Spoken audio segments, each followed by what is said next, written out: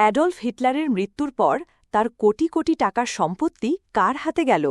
British গোয়েন্দা সংস্থার হয়ে কাজ করতেন জার্মান ইহুদি হেরম্যান রথম্যান। ১৯৪৫ সালের সেই সকালটায় ঘুম থেকে উঠে তিনি বুঝতেও পারেননি কী তথ্য পেতে যাচ্ছেন, আর কত বিশেষ ও অনন্য হয়ে উঠতে যাচ্ছে তার মিশন। গোয়েন্দারা তখনও জানতেন না যে নাৎসি প্রচার বিষয়ক মন্ত্রী জোসেফ গোয়েবেলসের প্রেস সেক্রেটারি হাইন্স লরেন্স জাল নথি রাখার দায়ে ব্রিটিশ কর্তৃপক্ষের হাতে গ্রেপ্তার হয়েছেন। ১৯৪৫ সালে হিটলারের মৃত্যুর বিষয়ে যৌথ গোয়েন্দা কমিটির তদন্তকারী কর্মকর্তা যে প্রতিবেদন তৈরি করেছিলেন তাতে লেখা আছে, যখন প্রহরী লরেন্সের কাঁধে হাত রাখেন তখন তিনি তার কাপড়ের নিচে কিছু কাগজপত্র আছে বলে টের পান। তার জ্যাকেট থেকে এমন কিছু নথিপত্র পাওয়া যায় যেগুলো লরেন্সের হাতে দিয়ে বার্লিন থেকে বের করে নিয়ে যাওয়ার নির্দেশ দিয়েছিলেন অ্যাডলফ হিটলারের ব্যক্তিগত সচিব মার্টিন বোরম্যান। ২০১৪ সালে হিটলার সম্পর্কে তার বই প্রকাশের সময় দেওয়া এক সাক্ষাৎকারে রথম্যান বলেছিলেন যে তাকে এবং তার ৪ জন সহকর্মীকে এই নথিগুলি অত্যন্ত গোপনীয়ভাবে অনুবাদ করতে বলা হয়েছিল। সম্পত্তি ছাড়াই উত্তরাধিকার। শেষ রাজনৈতিক ওসিয়তনামায় হিটলার তার সব কর্মকাণ্ড এবং অভিলাষ, অর্থাৎ তিনি কি কি করতে চেয়েছিলেন, এর সবকিছু বর্ণনা করেছেন। ইহুদিদের প্রতি চরম ঘৃণা ফুটে উঠেছিল নথির লেখায়। তিনি ভবিষ্যৎ সরকারের রূপরেখা তৈরি করেছিলেন এবং একটি নতুন মন্ত্রিসভা গঠনের বিষয়েও উল্লেখ করেছিলেন। কিন্তু এই উইলে তার সম্পদ সম্পর্কে খুব বেশি বিবরণ ছিল না। আমার যা কিছু আছে এবং যদি এর কোনো মূল্য থেকে থাকে তবে তা সবই দলের কাছে যাবে। যদি দলটি আর না থাকে তবে তা সরকারের কাছে যাবে, আর যদি সরকারও ধ্বংস হয়ে যায় তবে আমার সিদ্ধান্তের কোনো প্রয়োজন নেই। এটি হিটলারের বর্ণিত শেষ ইচ্ছার একটি অংশ, যা তিনি ১৯৪৫ সালের ২৯ এপ্রিল ভোর ৪টায় বার্লিনে তার রাজনৈতিক উইলের সাথে একটি পৃথক কাগজে লিখেছিলেন এবং এতে স্বাক্ষর করেছিলেন। পরের দিনই তিনি আত্মহত্যা করেন। তিনি জোর দিয়ে লিখেছিলেন তার চিত্রকর্মের সংগ্রহ ব্যক্তিগত ব্যবহারের জন্য নয়, বরং দানিউব নদীর তীরে অবস্থিত তার শহর লিন্সে একটি গ্যালারি তৈরির উদ্দেশ্যে এগুলো সংগ্রহ করা হয়েছিল। হিটলারের জীবন কি সত্যিই এত সহজ ছিল? হিটলার একটি সরল ও মিতব্যয়ী জীবনধারা গ্রহণের কথা ফলাও করে বলতেন। ১৯৩০-এর দশকে এবং দ্বিতীয় বিশ্বযুদ্ধের সময় তার ফ্যাসিবাদী বিশ্বদৃষ্টির ভিত ছিল এই জীবনধারা। জনসাধারণের সামনেও তার যে জীবনযাপন প্রকাশ্য ছিল সেটিও বিলাসবহুল ছিল না, এবং তিনি মানুষকে দেখিয়েছিলেন যে অর্থ তার কাছে কোনো গুরুত্বপূর্ণ বিষয় নয়। তবে অনুবাদকের কাছে অবাক করার মতো বিষয় ছিল যে এত শক্তিশালী এক নেতার কাছে কিভাবে কোনো সম্পদ থাকতে পারে না। আমরা ধরেই নিয়েছিলাম যে তাদের প্রচুর সম্পদ আছে, বলেছিলেন রথম্যান। পরে দেখা গেল যে তারা ঠিকই বলেছিলেন। হিটলার প্রথম বিশ্বযুদ্ধের আগে ভিয়েনায় একজন শিল্পী হিসাবে তার দারিদ্র্য ও কষ্টের কথা বিস্তারিতভাবে বর্ণনা করেছেন, এবং পরবর্তীকালে তিনি তার জীবনে যথেষ্ট সম্পদ অর্জন করেছিলেন। হিটলার এবং কোটি কোটি টাকার সম্পদ। হিটলারের সম্পদের হিসাব করা এত সহজ ছিল না। তার সম্পত্তির হিসাব করার জন্য বিভিন্ন গবেষণা, তথ্যচিত্র এবং আয়ের বিভিন্ন উৎস, যেমন হিটলারের ছবি সম্বলিত টিকিট যা অনুদান সংগ্রহের জন্য ব্যবহৃত হতো, বিস্তারিতভাবে পরীক্ষা করা হয়েছিল। লেখক ক্রিস হুইটন এই বিষয়ে অনেক গবেষণা করেন এবং ২০০৫ সালে হিটলারের সম্পদের বিবরণ দিয়ে একটি বই প্রকাশ করেছিলেন। জার্মানির তৎকালীন মুদ্রা মার্ককে ইউরো বা ডলারে রূপান্তর করা অত সহজ কাজ ছিল না।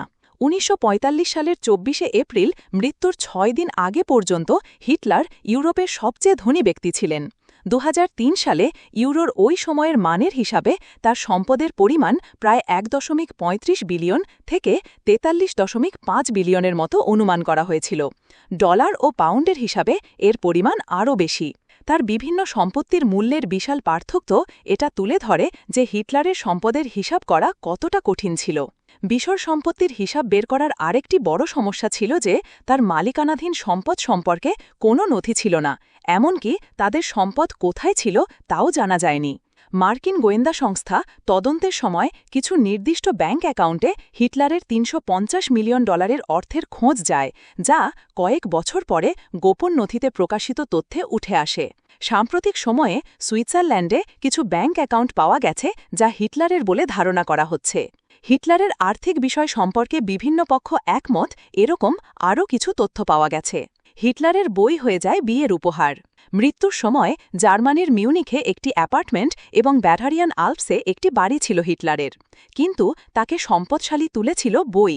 1924 সালে কারাগারে থাকার সময় হিটলার তার সহযোগী রুডল্ফ হেসকে তার জীবন সম্পর্কে একটি বই লিখতে বলেছিলেন। রুডল্ফ হেস পরে নাৎসি পার্টিতে তার ডেপুটি হন। এটি এমন এক সময় হয়েছিল যখন নাৎসি পার্টি দেশের দক্ষিণাঞ্চলে ক্ষমতা অর্জনের চেষ্টা করছিল। মাইন কাম্ফ বইটি লেখার উদ্দেশ্য ছিল বই থেকে প্রাপ্ত অর্থ দিয়ে আইনি খরচ মেটানো। তিনি তার বইয়ের জন্য বিভিন্ন নাম বিবেচনা করছিলেন, কিন্তু তার ঘনিষ্ঠ বন্ধু এবং মিউনিক প্রকাশনা সংস্থার একজন কর্মকর্তা তাকে একটি সংক্ষিপ্ত এবং কার্যকর শিরোনাম বেছে নেওয়ার পরামর্শ দিয়েছিলেন, যেমন মাইন কাম্ফ, যা একটি জার্মান শব্দ এবং এর অর্থ দাঁড়ায় আমার সংগ্রাম।